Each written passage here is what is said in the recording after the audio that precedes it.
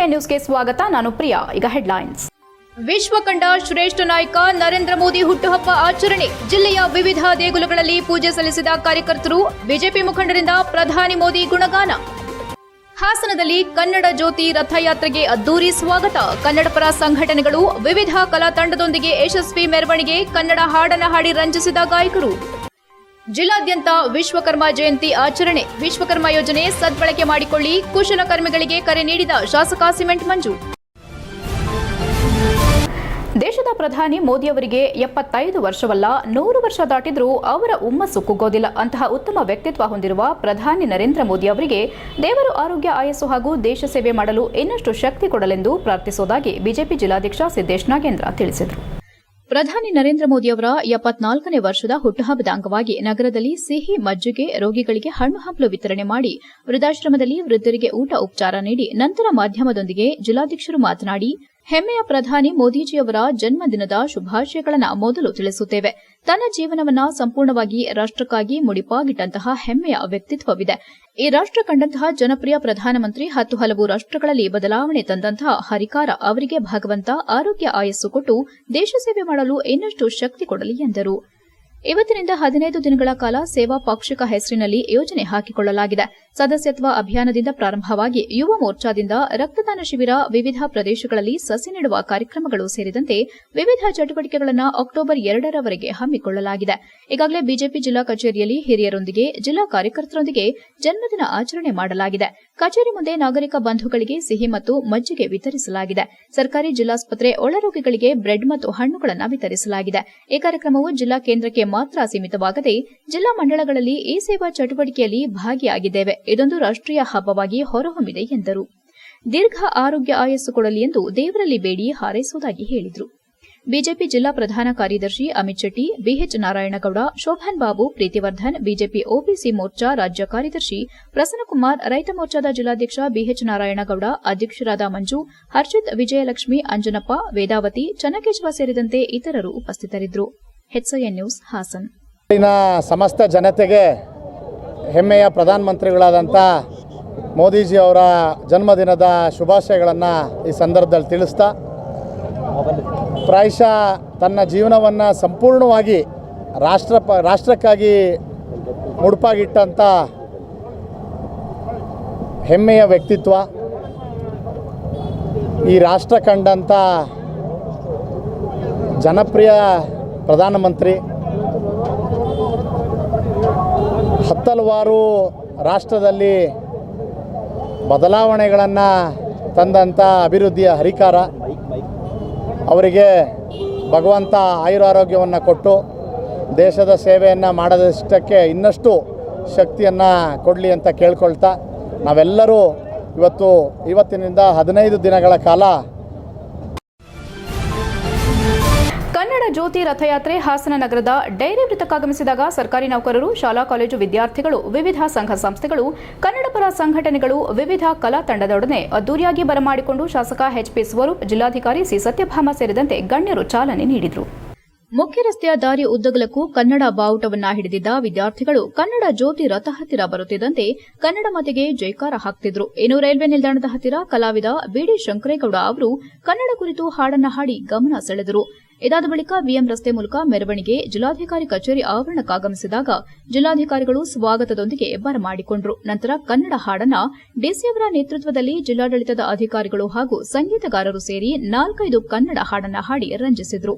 ಇದಾದ ಬಳಿಕ ಜಿಲ್ಲಾಧಿಕಾರಿ ಕಚೇರಿ ಕಟ್ಟಡದಲ್ಲಿ ಕರ್ತವ್ಯ ನಿರ್ವಹಿಸುವ ಅನೇಕರು ಹುಟ್ಟಿದರೆ ಕನ್ನಡ ನಾಡಲ್ಲಿ ಹುಟ್ಟಬೇಕೆನ್ನುವ ಡಾ ರಾಜ್ಕುಮಾರ್ ಅವರ ಕಂಠಸಿರಿಯ ಹಾಡಿಗೆ ನೃತ್ಯ ಮಾಡಿ ಗಮನ ಸೆಳೆದರು.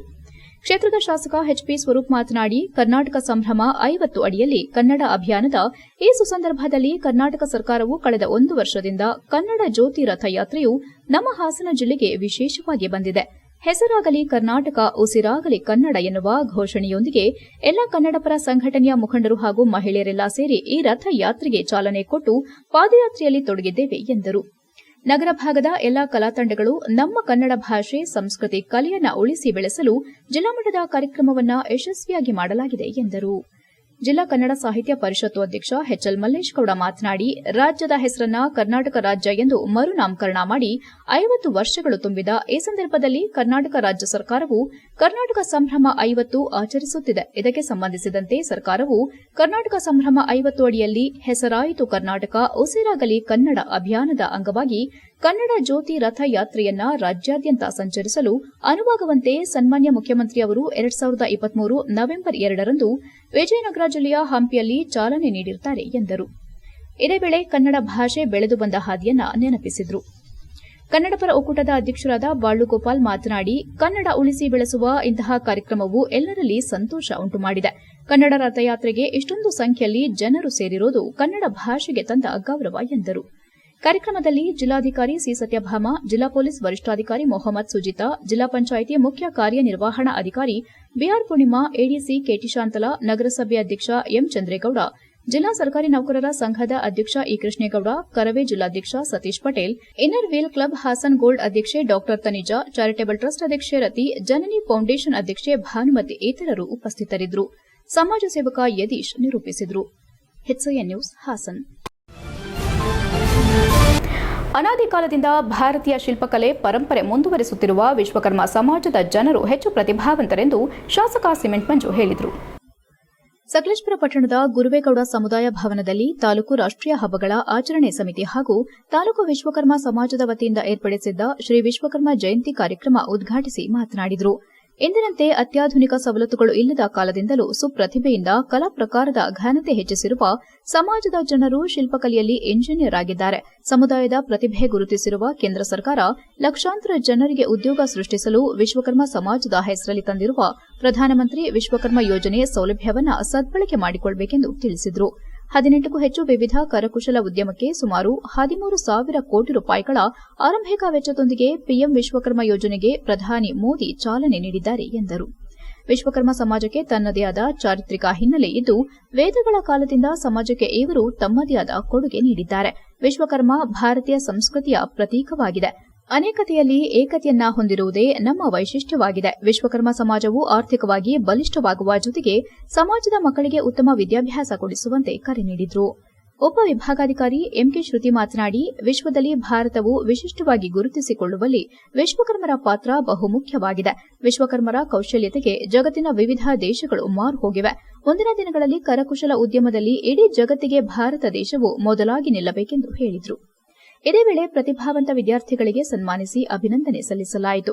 ಈ ಸಂದರ್ಭದಲ್ಲಿ ಮುಖ್ಯ ಭಾಷಣಕಾರ ಯಡೇಹಳ್ಳಿ ಆರ್ ಮಂಜುನಾಥ್, ಕ್ಷೇತ್ರ ಶಿಕ್ಷಣಾಧಿಕಾರಿ ಪುಷ್ಪ, ತಾಲೂಕು ಪಂಚಾಯಿತಿ ಕಾರ್ಯನಿರ್ವಹಣಾಧಿಕಾರಿ ಗಂಗಾಧರನ್, ತಾಲೂಕು ವಿಶ್ವಕರ್ಮ ಸಮಾಜದ ಅಧ್ಯಕ್ಷ ಶ್ರೀನಿವಾಸ್, ಮಹಿಳಾ ಘಟಕ ಕಮಲಾ ಸಂಪತ್ಕುಮಾರ್, ಪುರಸಭಾ ಸದಸ್ಯರಾದ ವನಜಾಕ್ಷಿ, ಉಮೇಶ್, ಉಪ ತಹಸೀಲ್ದಾರ್ ಮೋಹನ್, ಶಿರಸ್ತೆದಾರ್ ಉಮೇಶ್, ಮಲೆನಾಡು ವೀರಶೈವ ಸಮಾಜ ಅಧ್ಯಕ್ಷ ದೇವರಾಜ್, ಹಿಂದುಳಿದ ವರ್ಗಗಳ ತಾಲೂಕು ಅಧ್ಯಕ್ಷ ಲೋಕೇಶ್, ವಿಶ್ವಕರ್ಮ ಸಮುದಾಯದ ಮುಖಂಡರಾದ ರೇಣುಕಾ ಪ್ರಸಾದ್, ಮೋಹನ್, ರಮೇಶ್ ಹಲಸುಲಿಗೆ, ಜಾನಕೆರೆ ಪರಮೇಶ್, ಮೇಘರಾಜ್ ಸೇರಿದಂತೆ ಮುಂತಾದವರು ಉಪಸ್ಥಿತರಿದ್ದರು. ಎಚ್ಎಎನ್ ನ್ಯೂಸ್ ಸಕಲೇಶಪುರ. ನಿಜವಾಗ್ಲೂ ಕೂಡ ವಿಶ್ವಕರ್ಮ ಜಯಂತಿ ಇವತ್ತು ತಮ್ಗೆಲ್ಲರೂ ಕೂಡ ಗೊತ್ತಿರೋ ರೀತಿಯಲ್ಲಿ ಮೊಟ್ಟ ಮೊದಲನೇದಾಗಿ ನರೇಂದ್ರ ಮೋದಿ ನಾನು ಧನ್ಯವಾದ ಹೇಳಕ್ಕೆ ಇಷ್ಟಪಡ್ತೀನಿ. ಯಾಕೆಂದ್ರೆ ಹೋದ ವರ್ಷ ವಿವಿಧ ಬಗೆಯ ಹಲವಾರು 17 ಬಗೆಯ ವಿಶ್ವಕರ್ಮ ಯಾರು ಕೆಲಸಗಳನ್ನ ಮಾಡ್ತಾರೆ ಅವರುಗಳಿಗೆ ಒಂದು ಆರ್ಥಿಕ ನೆರವನ್ನು 13,000 ಕೋಟಿ ರೂಪಾಯಿ ಒಂದು ಆರ್ಥಿಕ ನೆರವನ್ನ ಘೋಷಣೆ ಮಾಡಿದ್ದಾರೆ. ಯಾಕೆಂದ್ರೆ ಯಾರು ಸ್ವಂತ ಉದ್ಯೋಗನ ಹೊಂದಬೇಕು. ಯಾಕೆಂದ್ರೆ ವಿಶ್ವಕರ್ಮ ಅಂದ್ರೆ ಎಲ್ಲರೂ ಕೂಡ ತನ್ನ ಕೈಯಲ್ಲಿ ಒಂದು ಕೆಲಸವನ್ನು ಇಟ್ಕೊಂಡಿರ್ತಕ್ಕಂಥ ಅವ್ರದೇ ಆದಂತ ಒಂದು ಕಲೆ ಇದೆ, ಕೌಶಲ್ಯ ಇದೆ. ಅವ್ರಿಗೆ ಎಲ್ಲರೂ ಕೂಡ ಒಳ್ಳೇದಾಗಬೇಕು. ಅವ್ರಿಗೆ ಒಂದು ಉದ್ಯೋಗಕ್ಕೆ ಸಂಬಂಧಪಟ್ಟಂಗೆ ಅವ್ರಿಗೆಲ್ಲರಿಗೂ ಕೂಡ ಒಂದು ಉತ್ತಮ ಅವಕಾಶವನ್ನು ಕೊಡಬೇಕು ಅಂತಕ್ಕಂಥ ಉದ್ದೇಶದಿಂದ 13,000 ಕೋಟಿಯನ್ನು ಮೀಸಲಿಟ್ಟು ಯಾರು ಆ ಉದ್ಯೋಗ ಮಾಡ್ಲಿಕ್ಕೆ ಅವರಿಗೆ ನಮ್ಮ ಜಯಂತಿಯ ಶುಭಾಶಯಗಳು. ವಿಶ್ವಕರ್ಮ ಅವರು ಅಂದ್ರೇನೆ ನಮಗೆ ನೆನಪಾಗೋದು ಅವರಲ್ಲಿ ಇದ್ದಿದ್ದಂತ ಒಂದು ಸ್ಕಿಲ್ಲು ಮತ್ತೆ ಅವ್ರಿಗೆ ಇದ್ದಿದ್ದಂತ ಒಂದು ಕ್ರಿಯೇಟಿವಿಟಿ.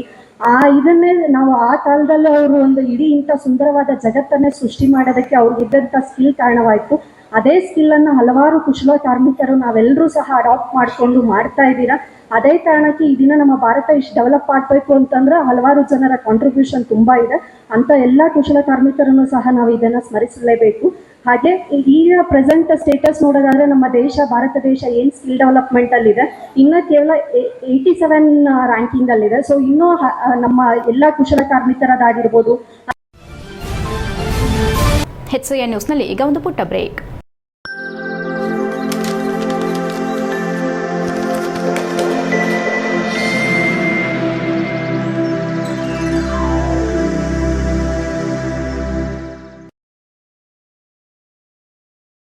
ಬ್ರೇಕ್ನ ನಂತರ HCN ನ್ಯೂಸ್ಗೆ ಸ್ವಾಗತ. ಕಾಂಗ್ರೆಸ್ ಪಕ್ಷದ 50 ವರ್ಷದ ಸಾಧನೆ ಭ್ರಷ್ಟಾಚಾರ, ಕೊಲೆ ಹಾಗೂ ಲೂಟಿ ಹೊಡೆದಿದ್ದೇ ಅವರ ಸಾಧನೆ ಎಂದು ಶಾಸಕ ಎಚ್.ಡಿ. ರೇವಣ್ಣ ಆಕ್ರೋಶ ವ್ಯಕ್ತಪಡಿಸಿದರು. ಬೇಲೂರು ಪಟ್ಟಣದಲ್ಲಿ ಜೆಡಿಎಸ್ ಸದಸ್ಯತ್ವ ಅಭಿಯಾನಕ್ಕೆ ಶ್ರೀ ಚೆನ್ನಕೇಶವನಿಗೆ ವಿಶೇಷ ಪೂಜೆ ಸಲ್ಲಿಸಿ ಚಾಲನೆ ನೀಡಿ ಮಾತನಾಡಿದ ಅವರು, ಜೆಡಿಎಸ್ ಪಕ್ಷವನ್ನು ಹಾಸನ ಜಿಲ್ಲೆಯಲ್ಲಿ ನಾನು ಮುಗಿಸುತ್ತೇನೆಂದು ತೊಡೆ ತಟ್ಟಿದವರೆಲ್ಲ ಏನಾಗಿದ್ದಾರೆ ಎಂಬುದು ನನ್ನ ಕಾರ್ಯಕರ್ತರಿಗೆ ತಿಳಿದಿದೆ. ಯಾರು ಸಹ ನೀವು ಧೃತಿಗೆಡುವ ಅವಶ್ಯಕತೆ ಇಲ್ಲ. ಇಂದಿನಿಂದ ಜೆಡಿಎಸ್ ಹೊಸ ಅಧ್ಯಾಯ ಪ್ರಾರಂಭವಾಗಲಿದೆ. ಇತ್ತೀಚೆಗೆ ನಡೆದಂತಹ ಎಲ್ಲಾ ಕಹಿ ಘಟನೆಗಳನ್ನು ಮರೆತು ಎಲ್ಲರೂ ಪಕ್ಷದ ಹೊಸ ಬೆಳವಣಿಗೆಗೆ ಕೈಜೋಡಿಸುವಂತೆ ಕಾರ್ಯಕರ್ತರಿಗೆ ಕರೆ ನೀಡಿದ ಅವರು, ಜೆಡಿಎಸ್ ಸದಸ್ಯತ್ವ ಅಭಿಯಾನಕ್ಕೆ ಚಾಲನೆ ನೀಡುವಂತೆ ನಮ್ಮ ವರಿಷ್ಠ ಎಚ್.ಡಿ. ದೇವೇಗೌಡರು ಹಾಗೂ ಮಾಜಿ ಮುಖ್ಯಮಂತ್ರಿ ಕೇಂದ್ರ ಸಚಿವ ಎಚ್.ಡಿ. ಕುಮಾರಸ್ವಾಮಿಯವರ ಆದೇಶದಂತೆ ಪ್ರತಿ ತಾಲೂಕು ಕೇಂದ್ರಗಳಲ್ಲಿ 10,000 ಕಾರ್ಯಕರ್ತರ ನೋಂದಣಿ ಮಾಡುವಂತೆ ಸೂಚಿಸಿದ್ದು, ಅವರ ಆದೇಶದಂತೆ ನಾವು ಕಾರ್ಯನಿರ್ವಹಿಸುತ್ತಿದ್ದೇವೆ ಎಂದರು. ಮಾಜಿ ಸಚಿವ ಹಾಗೂ ಶಾಸಕ ಎ. ಮಂಜು ಮಾತನಾಡಿ, ಕರ್ನಾಟಕ ರಾಜಕೀಯ ಹಿನ್ನೆಲೆಯನ್ನ ಒಮ್ಮೆ ತಿರುಚಿ ನೋಡಿ, ಕಾರ್ಯಕರ್ತರ ಬಲದಿಂದಲೇ ಶಕ್ತಿ ಇದೆ ಎಂದರೆ ಅದು ಜೆಡಿಎಸ್ ಪಕ್ಷಕ್ಕೆ ಮಾತ್ರ. ಇಲ್ಲಿ ತಿಂದುಂಡು ಹೋದಂತಹವರು ಸಾವಿರಾರು ಜನ ಇರಬಹುದು, ಆದರೆ ಪಕ್ಷ ನಿಷ್ಠೆಯಿಂದ ಇರುವ ಕಾರ್ಯಕರ್ತರೇ ಈ ಪಕ್ಷದ ಶಕ್ತಿ. ಇತ್ತೀಚಿನ ದಿನಗಳಲ್ಲಿ ರಾಜ್ಯ ರಾಜಕೀಯದಲ್ಲಿ ಏನಾಗುತ್ತದೆ ಎಂಬುದನ್ನು ಇಡೀ ರಾಜ್ಯದ ಜನತೆಗೆ ತಿಳಿದಿದೆ. ಯಾರೇ ತಪ್ಪು ಮಾಡಿದ್ರೂ ಶಿಕ್ಷೆ ಕೊಡಲಿ, ಅದನ್ನು ಬಿಟ್ಟು ದ್ವೇಷದ ರಾಜಕಾರಣಕ್ಕೆ ಇಳಿಯೋದು ತಪ್ಪು ಎಂದರು. ಮಾಜಿ ಶಾಸಕ ಎಚ್.ಕೆ. ಕುಮಾರಸ್ವಾಮಿ ಮಾತನಾಡಿ, ಕಾಂಗ್ರೆಸ್ ಪಕ್ಷ ಅಧಿಕಾರಕ್ಕೆ ಬಂದಾಗಿನಿಂದ ಒಂದಲ್ಲ ಒಂದು ಹಗರಣದಲ್ಲಿ ಸಿಲುಕುತ್ತಿದೆ ಹಾಗೂ 5 ಗ್ಯಾರಂಟಿಗಳ ಮೇಲೆ ಅಧಿಕಾರಕ್ಕೆ ಬಂದ ಅವರಿಗೆ ಈ ಗ್ಯಾರಂಟಿಗಳನ್ನು ಉಳಿಸಿಕೊಳ್ಳೋದೇ ದೊಡ್ಡ ಕಷ್ಟವಾಗಿದೆ. ಅಂತಹದ್ರಲ್ಲಿ ಅಭಿವೃದ್ಧಿ ಹೇಗೆ ಸಾಧ್ಯ ಎಂದರು.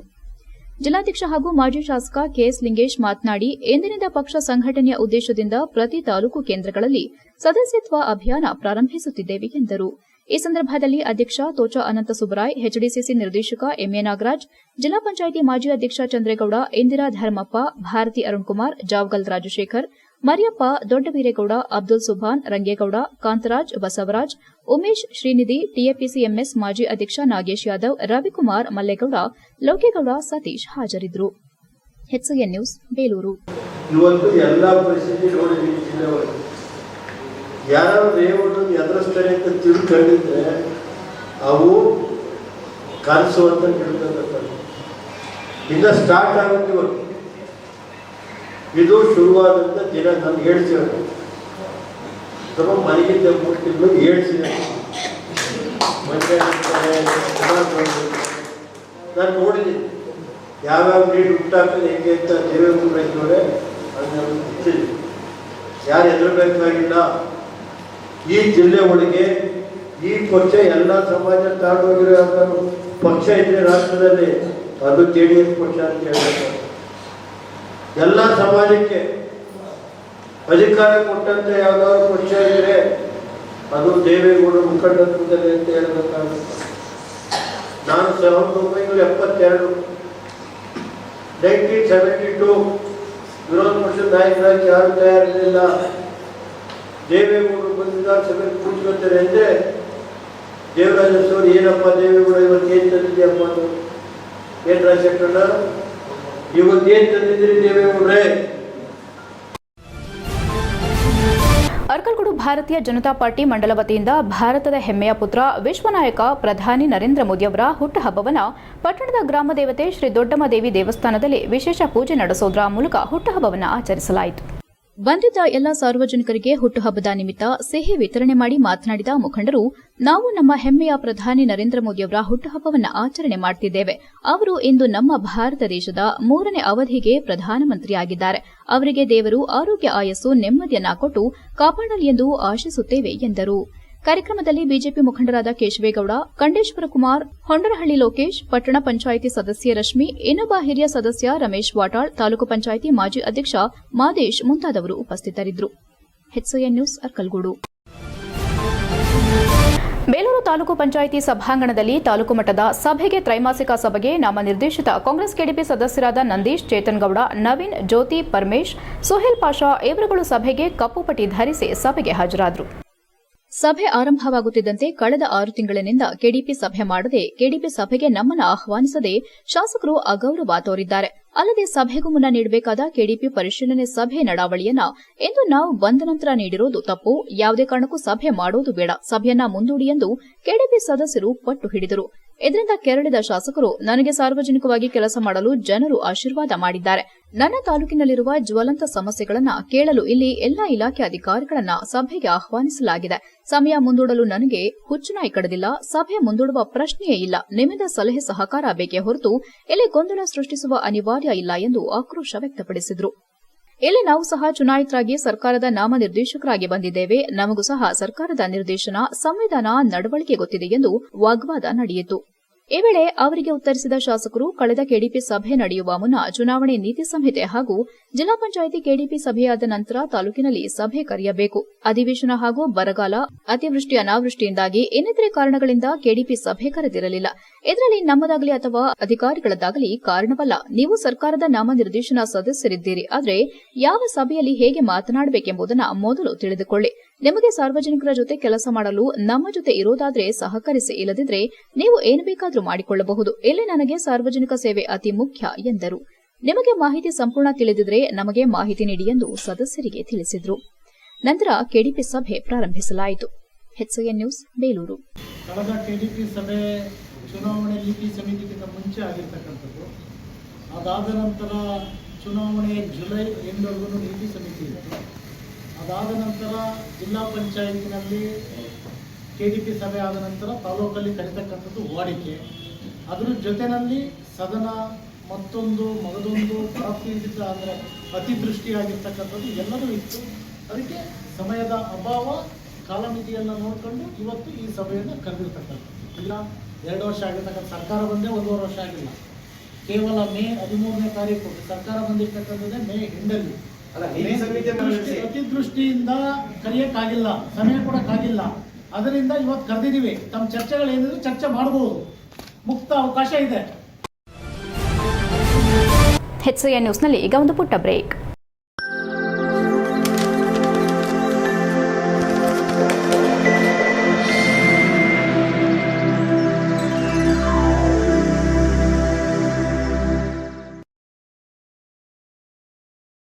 ಬ್ರೇಕ್ನ ನಂತರ HCN ನ್ಯೂಸ್ಗೆ ಸ್ವಾಗತ. ಚಿತ್ರಕಲಾವಿದರ ಬಹುದಿನಗಳ ಬೇಡಿಕೆಯಂತೆ ಉತ್ತಮವಾದ ಸ್ಥಳ ಹುಡುಕಿಸಿ ಆರ್ಟ್ ಗ್ಯಾಲರಿ ನಿರ್ಮಿಸುವ ನಿಟ್ಟಿನಲ್ಲಿ ಕೆಲಸ ನಿರ್ವಹಿಸಲಾಗುವುದೆಂದು ನಗರಸಭೆ ಅಧ್ಯಕ್ಷ ಎಂ ಚಂದ್ರೇಗೌಡ ಕಾರ್ಯಕ್ರಮದ ತಮ್ಮ ಭಾಷಣದಲ್ಲಿ ಭರವಸೆ ನೀಡಿದರು. ಹಾಸನ ನಗರದ ಅರಳಿಕಟ್ಟೆ ವೃತ್ತದ ಬಳಿ ಇರುವ ಸಂಸ್ಕೃತ ಭವನದಲ್ಲಿ ಶಾಂತಲಾ ಆರ್ಟ್ಸ್ ಗ್ರೂಪ್ ಶೋ ಇವರ ಸಂಯುಕ್ತಾಶ್ರಯದಲ್ಲಿ 2ನೇ ದಿನ ಸೋಮವಾರದಂದು ಹಮ್ಮಿಕೊಳ್ಳಲಾಗಿದ್ದ ಮುಕ್ತಾಯ ಸಮಾರಂಭದಲ್ಲಿ ಮಾತನಾಡಿದ ಅವರು, ಇದುವರೆಗೂ ಹಾಸನದಲ್ಲಿ ಒಂದು ಆರ್ಟ್ ಗ್ಯಾಲರಿ ಇರೋದಿಲ್ಲ ಎಂದು ನನ್ನ ಮೇಲೆ ಒತ್ತಡ ಹೇರಿದ್ದು, ಕಳೆದ 25 ವರ್ಷಗಳಿಂದಲೂ ಈ ಬಗ್ಗೆ ಚಿತ್ರಕಲಾವಿದರು ಹೋರಾಟ ಮಾಡುತ್ತಿದ್ದರೂ ಇದುವರೆಗೂ ಕಾರ್ಯರೂಪಕ್ಕೆ ಬಂದಿಲ್ಲ. ಈಗಲಾದರೂ ನಿಮ್ಮ ಅವಧಿಯಲ್ಲಿ ಈ ಕೆಲಸ ಮಾಡಿಕೊಡುವಂತೆ ಮನವಿ ಮಾಡಲಾಗಿದೆ. ಈ ಬಗ್ಗೆ ನಾನು ಗಮನ ಕೊಡ್ತೇನೆ. ನೀವೇ ಒಂದು ಜಾಗ ನಿಗದಿ ಮಾಡಿಕೊಟ್ರೆ ಅದರ ಪೂರಕವಾಗಿ ಕೆಲಸ ಮಾಡಲಾಗುವುದು ಎಂದರು. ಆದಷ್ಟು ಶೀಘ್ರದಲ್ಲಿ ಸೂಕ್ತವಾದ ಜಾಗ ಹುಡುಕಿಸಿ ಕಲಾವಿದರ ಅಪೇಕ್ಷೆಯಂತೆ ಆರ್ಟ್ ಗ್ಯಾಲರಿ ಮಾಡಲಾಗುವುದೆಂದು ವಿಶ್ವಾಸ ವ್ಯಕ್ತಪಡಿಸಿದರು. ಈ ಸಂದರ್ಭದಲ್ಲಿ ಚಿತ್ರಕಲಾ ಸ್ಪರ್ಧೆಯಲ್ಲಿ ವಿಜೇತರಾದ ಮಕ್ಕಳಿಗೆ ಬಹುಮಾನ ವಿತರಿಸಿದ್ರು. 2 ದಿನಗಳ ಕಾಲ ಕಲಾಕೃತಿಗಳ ಪ್ರದರ್ಶನ ಮಾಡಿದ ಕಲಾವಿದರನ್ನ ಕೂಡ ಇದೇ ಸಂದರ್ಭದಲ್ಲಿ ಕರೆದು ಗೌರವಿಸಲಾಯಿತು. ಈ ವೇಳೆ ಹಿರಿಯ ಕಲಾವಿದರಾದ ಅಮೃತಾಚಾರ್ಯ ಅವರನ್ನ ಸನ್ಮಾನಿಸಿ ಅಭಿನಂದಿಸಿದ್ರು. ಕಾರ್ಯಕ್ರಮದಲ್ಲಿ ಜಿಲ್ಲಾ ಕನ್ನಡ ಸಾಹಿತ್ಯ ಪರಿಷತ್ತು ನಿಕಟಪೂರ್ವ ಅಧ್ಯಕ್ಷ ನಾಯಕರಹಳ್ಳಿ ಮಂಜೇಗೌಡ, ಗೌರವಾಧ್ಯಕ್ಷ ರವೀನಾ ಕಲಗೂಡು, ಅಂತಾರಾಷ್ಟೀಯ ಚಿತ್ರಕಲಾವಿದ ಕೆಟಿ ಶಿವಪ್ರಸಾದ್, ನಿರ್ಮಲಾ ಕಲಾಶಾಲೆಯ ಕಾರದಕಟ್ಟಿ, ಸಾಹಿತಿ ಗೊರೂರು ಅನಂತರಾಜು, ಲೇಖಕಿ ಸಿ ಸುವರ್ಣ, ಚಿತ್ರಕಲಾವಿದ ಶಿವಕುಮಾರ್, ಲತಾ, ಬಸವರಾಜ್, ಯೋಗಾನಂದ ಇತರರು ಉಪಸ್ಥಿತರಿದ್ದರು. HCN news, Hassan. ಬಹು ಮುಖ್ಯವಾಗಿ ನನ್ನ ಮೇಲೆ ಒತ್ತಡ ಇರುತ್ತಿದ್ದಾರೆ. ಹಾಸನದಲ್ಲಿ ಆರ್ಟ್ ಗ್ಯಾಲರಿ ಇಲ್ಲ, ಅದಕ್ಕಾಗಿ ಒಂದು ಜಾಗವನ್ನು ನಿಗದಿ ಮಾಡಿಕೊಡಿ. ನಾವು 25 ವರ್ಷದಿಂದ ಹೋರಾಟ ಮಾಡ್ತಾ ಇದ್ದೀವಿ. ಹಾಗಾಗಿ ಇದುವರೆಗೂ ಯಾರು ಅದಕ್ಕೆ ಸ್ಪಂದಿಸಿಲ್ಲ. ನಮ್ಮ ಅವಧಿಯೆಲ್ಲರೂ ಮಾಡಿ ಅಂತೇಳಿ ನಮ್ಮ ರವೀನಾಗೌಡರವರು, ವಚನ ಸಾಹಿತ್ಯ ಪರಿಷತ್ ಕನ್ನಡ ಸಾಹಿತ್ಯ ಪರಿಷತ್ ಮಾಜಿ ಅಧ್ಯಕ್ಷರಾದ ಮಂಜೇಗೌಡರವರು ಎಲ್ಲ ಇಲ್ಲಿ ನಡೆದಿರುವ ಎಲ್ಲಾ ಕಲಾವಿದರು ಒತ್ತಾಯವನ್ನು ಮಾಡ್ತಾ ಇದ್ದಾರೆ. ನಾನು ನನ್ನ ಅವಧಿಯಲ್ಲಿ ಆದಷ್ಟು ಎಲ್ಲಿ ಸೂಕ್ತವಾದ ಜಾಗ ಇದೆ ಅದನ್ನು ಹುಡುಕಿಸಿ ಆರ್ಟ್ಸ್ ಗ್ಯಾಲರಿಗೆ ಒಂದು ಜಾಗವನ್ನು ಮೀಸಲು ಮಾಡುತ್ತೇನೆ ಅಂತ.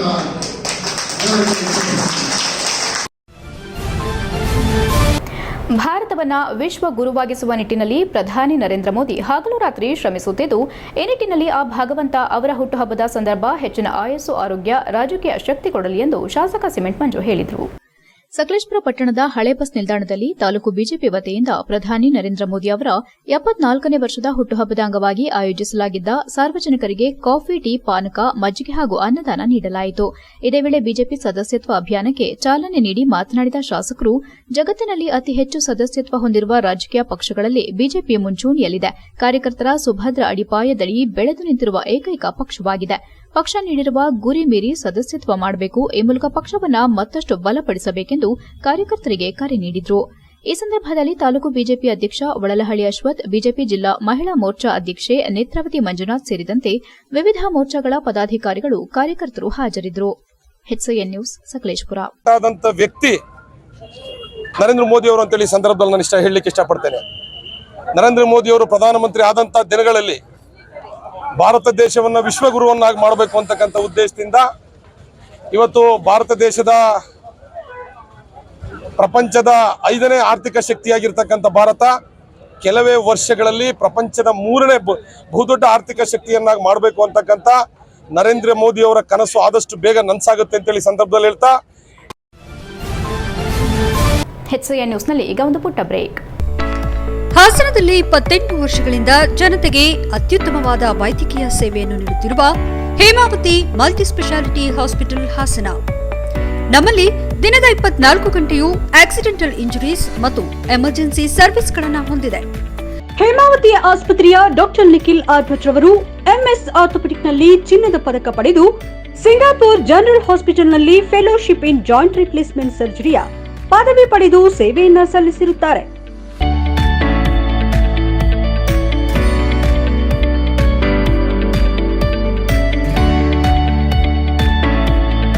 ನಮ್ಮಲ್ಲಿ ಆಂಬ್ಯುಲೆನ್ಸ್ ಸೇವೆಯೂ ಲಭ್ಯ. ಇನ್ನೇಕೆ ತಡ? ನೀವು ಯಾವುದೇ ಮೂಳೆ ಸಮಸ್ಯೆ ಹೊಂದಿದರೆ ಹಿಂದೆ ಭೇಟಿ ನೀಡಿ. ಹೇಮಾವತಿ ಮಲ್ಟಿ ಸ್ಪೆಷಾಲಿಟಿ ಹಾಸ್ಪಿಟಲ್, ಉತ್ತರ ಬಡಾವಣೆ, ಹಾಸನ. ಬ್ರೇಕ್ನ ನಂತರ HCN ನ್ಯೂಸ್ಗೆ ಸ್ವಾಗತ. ಹಾಸನ ನಗರದ ವಿಜಯ ಪ್ರಿಸ್ಕೂಲ್ನಲ್ಲಿ ಸೆಪ್ಟೆಂಬರ್ 13ರಂದು ವಿಜಯ ಫುಡ್ ಗಾಲಾ ಎಂಬ ಪೌಷ್ಟಿಕ ಆಹಾರದ ಪ್ರಾಮುಖ್ಯತೆಯನ್ನು ತಿಳಿಸುವ ಕಾರ್ಯಕ್ರಮ ಹಮ್ಮಿಕೊಂಡಿದ್ರು. ಇದರ ಅಂಗವಾಗಿ ಶಾಲಾ ಮಕ್ಕಳನ್ನ ಸೆಪ್ಟೆಂಬರ್ 12ರಂದು ಕೆಆರ್ಪುರಂನ ರಿಲಯನ್ಸ್ ಸ್ಮಾರ್ಟ್ ಬಜಾರ್ಗೆ ಕರೆದೊಯ್ಯಲಾಯಿತು. ಅಲ್ಲಿ ಮಕ್ಕಳಿಗೆ ಪೌಷ್ಟಿಕ ಆಹಾರವನ್ನು ತೋರಿಸಿ ಅವುಗಳ ಉಪಯೋಗಗಳ ಬಗ್ಗೆ ಅರಿವು ಮೂಡಿಸಲಾಯಿತು. ಬೇಳೆಕಾಳುಗಳು, ದವಸ ಧಾನ್ಯಗಳು, ಶಿಥಿಲೀಕರಣ ಪದಾರ್ಥಗಳು, ಹಣ್ಣುಗಳು, ತರಕಾರಿಗಳು ಇತ್ಯಾದಿಗಳನ್ನು ತೋರಿಸಿ ಅವುಗಳ ಬಗ್ಗೆ ಹೆಚ್ಚಿನ ಮಾಹಿತಿ ನೀಡಲಾಯಿತು. ಹಣ್ಣು ತರಕಾರಿಗಳನ್ನು ಕೊಂಡುಕೊಳ್ಳುವ ಮೂಲಕ ಹಣದ ವ್ಯವಹಾರವನ್ನು ಮಕ್ಕಳಿಗೆ ಪರಿಚಯಿಸಲಾಯಿತು. ಹಣ ನೀಡಿದ ನಂತರ ರಸೀದಿ ಪಡೆಯಬೇಕು ಹಾಗೂ ನಾವೇ ಬಟ್ಟೆಯಿಂದ ತಯಾರಿಸಿದ ಚೀಲಗಳನ್ನು ತೆಗೆದುಕೊಂಡು ಹೋಗಬೇಕೆಂಬುದನ್ನು ಮಾದರಿಯ ಮೂಲಕ ತಿಳಿಸಲಾಯಿತು. ವಿದ್ಯಾರ್ಥಿಗಳು ಅವರ ಶಿಕ್ಷಕಿಯರೊಂದಿಗೆ ಅಲ್ಲಿ ತಾವು ನೋಡಿದ ವಸ್ತುಗಳು ಹಾಗೂ ಅವರ ಅನುಭವಗಳನ್ನು ಚರ್ಚಿಸಿದರು. ರೈತರ ಪ್ರಾಮುಖ್ಯತೆಯನ್ನ ತಿಳಿಸಿ ಆಹಾರ ಪದಾರ್ಥಗಳನ್ನು ವ್ಯರ್ಥ ಮಾಡಬಾರದೆಂದು ಶಿಕ್ಷಕಿಯರು ತಿಳಿಸಿದರು. ವಿಜಯ ಫುಡ್ ಗಾಲಾ ಕಾರ್ಯಕ್ರಮಕ್ಕೆ ವಿದ್ಯಾರ್ಥಿಗಳು ತಮ್ಮ ಪೋಷಕರನ್ನು ಆಹ್ವಾನಿಸಿ ಶಿಕ್ಷಕರೊಂದಿಗೆ ತಾವು ಸೇರಿಕೊಂಡು ತಂದಿದ ಹಣ್ಣು ತರಕಾರಿಗಳನ್ನು ಬಳಸಿಕೊಂಡು ಬೇಲ್ಪುರಿ, ಫ್ರೂಟ್ ಸಲಾಡ್ ಹಾಗೂ ವೆಜಿಟೇಬಲ್ ಸಲಾಡ್ಗಳನ್ನು ತಯಾರಿಸಿ ತಮ್ಮ ಪೋಷಕರಿಗೆ ನೀಡಿ ತಾವು ಅವರೊಟ್ಟಿಗೆ ಸವಿದು ಸಂಭ್ರಮಿಸಿದರು. ಕಾರ್ಯಕ್ರಮದ ಮುಖ್ಯ ಅತಿಥಿಗಳಾಗಿದ್ದ ಡಾಕ್ಟರ್ ಸೌಮ್ಯ ಮಾತನಾಡಿ, ಮಕ್ಕಳಿಗೆ ಚಿಕ್ಕ ವಯಸ್ಸಿನಿಂದಲೇ ಬೇಳೆಕಾಳು, ಹಣ್ಣು ತರಕಾರಿಗಳಂತಹ ಪೌಷ್ಟಿಕಾಂಶಯುಕ್ತ ಆಹಾರವನ್ನು ನೀಡಿ ಸದೃಢರನ್ನಾಗಿಸಬೇಕು ಮತ್ತು ಮನೆಯಲ್ಲಿಯೇ ತಯಾರಿಸಿದ ಆಹಾರ ನೀಡಬೇಕೆಂಬ ಕಿವಿ ಮಾತು ಹೇಳಿದರು. ಶಾಲಾ ಸಂಸ್ಥಾಪಕ ನಿರ್ದೇಶಕಿ ತಾರಾ ಎಸ್ ಸ್ವಾಮಿ ಮಾತನಾಡಿ, ಪೋಷಕರು ತಮ್ಮ ಮಕ್ಕಳ ಆರೋಗ್ಯದ ದೃಷ್ಟಿಯಿಂದ ಉತ್ತಮ ಆಹಾರ ಪದ್ಧತಿಯನ್ನು ಅಳವಡಿಸಿಕೊಳ್ಳುವಂತೆ ಸಲಹೆ ನೀಡಿದರು. ಕಾರ್ಯಕ್ರಮದಲ್ಲಿ ಶೈಕ್ಷಣಿಕ ಮುಖ್ಯಸ್ಥೆ ಡಾಕ್ಟರ್ ಶ್ರೀಲಕ್ಷ್ಮಿ ಎಸ್, ಪ್ರಾಂಶುಪಾಲ ನಂದೀಶ್ ಕೆಎಸ್, ಶಿಕ್ಷಕರು, ಪೋಷಕರು ಹಾಗೂ ವಿದ್ಯಾರ್ಥಿಗಳು ಹಾಜರಿದ್ದರು. ಪ್ರೀ ಸ್ಕೂಲ್ ವಿದ್ಯಾರ್ಥಿಗಳೇ ಕಾರ್ಯಕ್ರಮವನ್ನು ನಿರೂಪಿಸಿ ವಂದಿಸಿದ್ದು ಎಲ್ಲರ ಮೆಚ್ಚುಗೆಗೆ ಪಾತ್ರವಾಯಿತು. HCN news, Haasan. ಮಕ್ಕಳು ಸ್ವಲ್ಪ ನೀರ್ ಚೆಲ್ಲೋದು ಪರವಾಗಿಲ್ಲ, ಬ್ಲಂಟ್ ನೈಫ್ ಕೊಡಿ, ಮಕ್ಕಳು ಅದನ್ನ ಚಾಪ್ ಮಾಡ್ಲಿ. ಯಾಕೆಂದ್ರೆ ಚಿಕ್ಕ ವಯಸ್ಸಿನಲ್ಲೇ ಮಕ್ಕಳಿಗೆ ಕುಕಿಂಗ್ ಅಲ್ಲಿ ಇಂಟ್ರೆಸ್ಟ್ ಬಂದ್ರೆ ಅವರು ನೆಕ್ಸ್ಟ್ ಇನ್ನೊಬ್ಬರ ಮೇಲೆ ಡಿಪೆಂಡ್ ಆಗಲ್ಲ. ಈಗೆಲ್ಲೂ ನಾವು ನೋಡ್ತಾ ಇದೀವಲ್ವಾ, ಎಸ್ಪೆಷಲಿ ವರ್ಕಿಂಗ್ ಮದರ್ಸ್ಗೆ ಎಷ್ಟು ಚಾಲೆಂಜಸ್ ಇದೆ ಅಂತ. ದಲಿತರ, ಒಕ್ಕಲಿಗರ ಮತ್ತು ಮಹಿಳೆಯರ ಬಗ್ಗೆ ಅವಾಚ್ಯ ಶಬ್ದಗಳಿಂದ ನಿಂದಿಸಿರುವ ಶಾಸಕ ಮುನಿರತ್ನ ವಿರುದ್ಧ ಕಠಿಣ ಕಾನೂನು ಕ್ರಮ ಜರುಗಿಸಬೇಕೆಂದು ಕಾಂಗ್ರೆಸ್ SC/ST ಘಟಕ ವಿಭಾಗದಿಂದ ತಾಲೂಕು ವಿಭಾಗಾಧಿಕಾರಿಗಳಿಗೆ ಮನವಿ ಪತ್ರ ಸಲ್ಲಿಸಿದರು.